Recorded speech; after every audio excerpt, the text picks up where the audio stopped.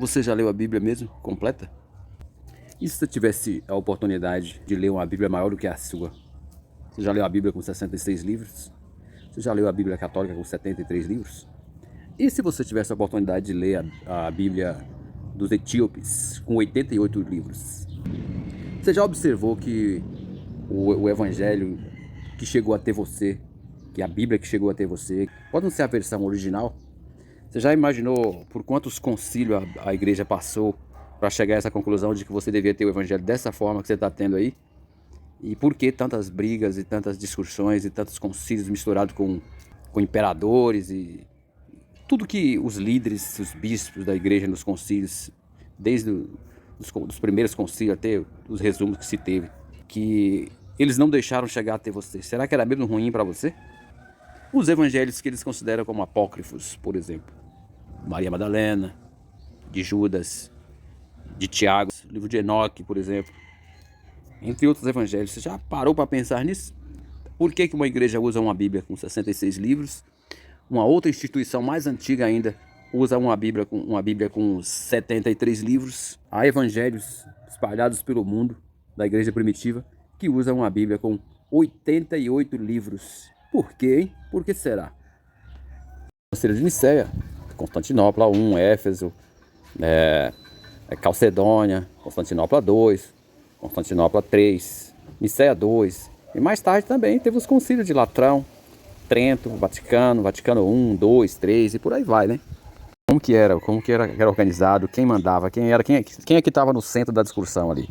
O imperador é que recebia os bispos e os tratavam muito bem ali, só que estava sendo observado ali, cada palavra, cada coisa que era dita ali estava sendo observada e tinha um peso, né?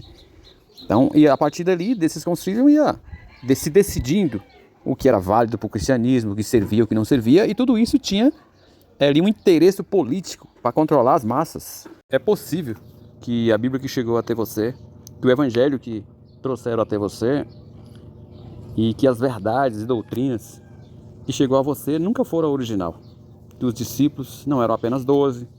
Observação, por exemplo, Lucas 10, no versículo 1, temos o episódio dos 72, quando Jesus escolheu 72 pessoas e mandou para a obra, né? Notáveis entre os apóstolos: Júnia, Tiago, Barnabé,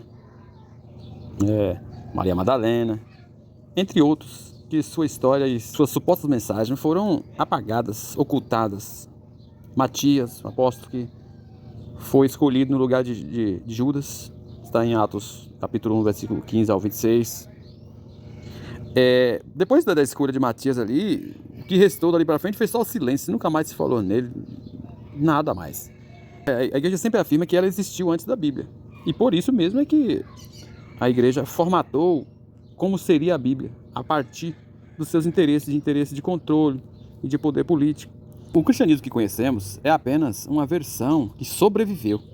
E essa versão ela sobreviveu não porque era mais autêntica ou a melhor. Acontece que, como só havia uma igreja, no caso a igreja católica, comandada pelos bispos, uma única instituição religiosa, a católica, e ela já tinha as suas práticas na sua tradição, e claro, a versão do evangelho que ia sobreviver seria aquela que o conjunto de bispos e imperadores romanos quisessem. Seria uma versão do evangelho que não contradizesse, que não mexesse com o imaginário das pessoas, até porque a igreja sempre teve essa questão de que ela interpreta e os outros têm que seguir.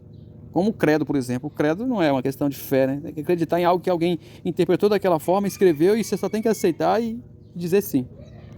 Ou seja, em outras palavras, tudo aquilo que favorecesse e não modificasse os interesses políticos e o controle social, usando assim a fé das pessoas contra elas mesmas, dogmas, doutrinas, etc. e tal.